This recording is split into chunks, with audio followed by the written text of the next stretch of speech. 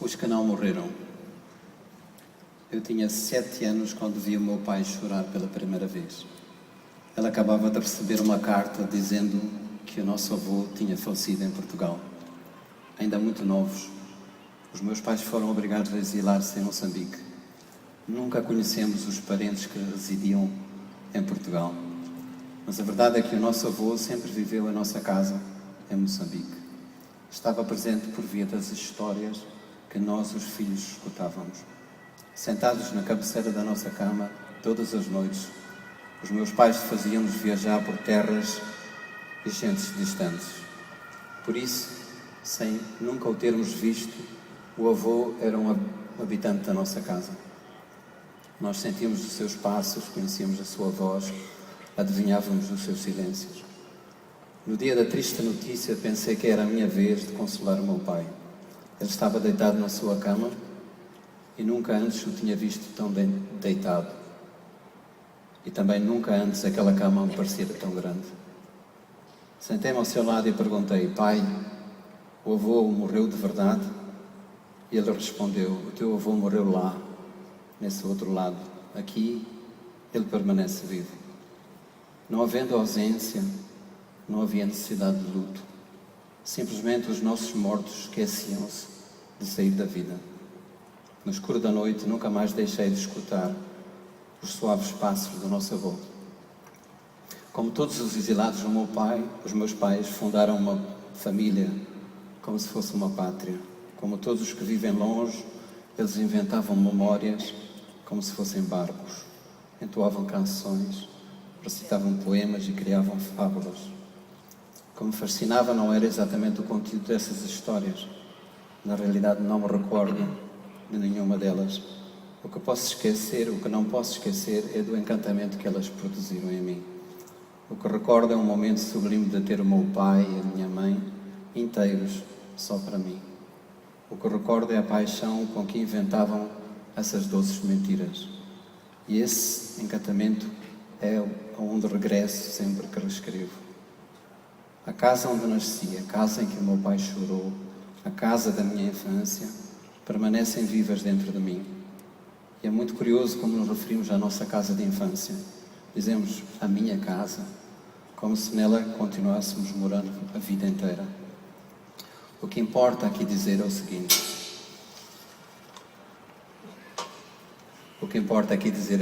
Eu e a casa somos feitos de uma mesma matéria, somos feitos de histórias. Relembro estes tempos que foram os meus para falar do tema desta Conferência de Roma. Afinal, as histórias são a matéria da literatura. Só saberemos o que a literatura tem que fazer quando soubermos que materiais a literatura é feita. Não creio que se possa pedir à literatura aquilo que se pede a um candidato a um emprego, experiência profissional e habilitações académicas.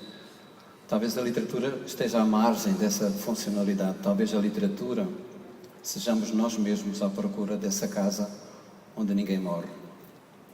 Enquanto preparava esta intervenção, recordei-me de certa vez que fui convidado para falar num congresso do Rio de Janeiro sobre a origem e o destino do teatro.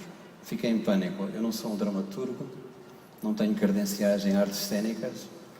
E à pressa tentei encontrar uma improvisada competência. E li muito e muito depressa livros sobre a origem do teatro. E logo percebi que o assunto era terrivelmente polémico, com teorias divergindo sobre o centro histórico onde nasceram as primeiras formas de representação teatral.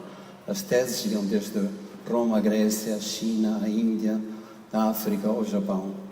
Estava nesta aflição quando, já na véspera da conferência, o meu neto Gabriel, que na altura tinha 3 anos, entrou no meu quarto e proclamou: já não sou o Gabriel, eu agora sou tu. E tu não és o Mia, tu és o Gabriel. E depois deu ordens: agora vamos brincar às pessoas. No início confesso, hesitei em me juntar naquela brincadeira. Talvez eu tivesse medo daquela absoluta instalação do caos, mas acabei cedendo e tornei-me cúmplice de uma fabricação de enganos, deixando-me dissolver por essa ausência de mim mesmo. Aquela incursão do meu neto Gabriel salvou a minha intervenção no Congresso do Rio de Janeiro. Estava ali, afinal, a origem do teatro. um simples brincar de sermos outros. Gabriel não tem ideia de quanto me ajudou, não apenas naquela situação concreta, mas quanto me ajudou a entender a mim mesmo. O que me comoveu foi a sua intensidade do momento vivido, a absoluta verdade com que aquele menino se sonhou e viajou para outra existência. Brincar, todos sabemos, é tão essencial como dormir, comer ou respirar. Mas brincar não é apenas uma atividade, é uma espécie de intoxicação, um vício de que nunca mais se recupera. Enquanto brinca, a criança entra numa espécie de estado de êxtase.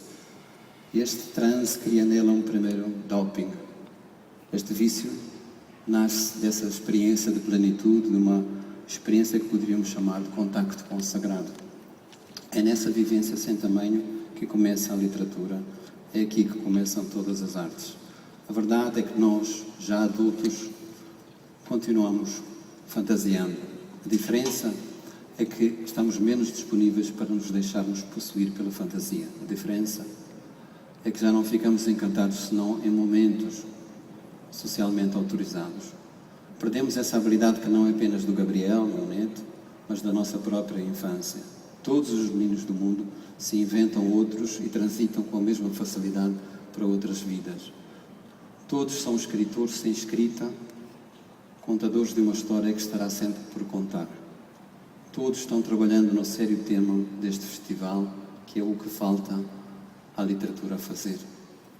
E esta pergunta deste festival é tão séria como aquelas que se fazem aos noivos na cerimónia de casamento. E ela, a pergunta, faz lembrar aquilo que pode distinguir um sábio jovem de um sábio velho. O jovem quer ser o primeiro de todos a responder, mas o sábio velho demora tanto a responder que no fim já ninguém se lembra da pergunta. Na verdade, não se pode falar da literatura sem falar do contexto em que ela está sendo produzida. É difícil pensar a literatura quando o mundo e o tempo em que tudo se tornou imediato e descartável. E pouco restará à literatura fazer se prevalecerem as leis do mercado e as editoras e as livrarias investirem apenas nos chamados best-sellers. Restará muito pouco se o critério de publicação se centrar nos livros de autoajuda e nas miraculosas receitas de como podemos ter corpos belos, magros e eternos. Aos jovens que batem à porta da literatura, pergunta-se se querem ter sucesso e se querem ser famosos. E perguntam-se se pode ajudar essa grande máquina que devora a criatividade e regurgita a mercadoria. Todos os jovens autores que estiverem preocupados com a busca de uma voz que seja original terão que esperar na longa fila do silêncio e do anonimato. O que é que se pode fazer então? Não tenho resposta.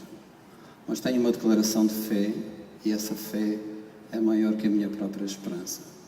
Numa conferência realizada aqui em Itália, José Saramago falava da escrita como uma viagem entre a estátua e a pedra.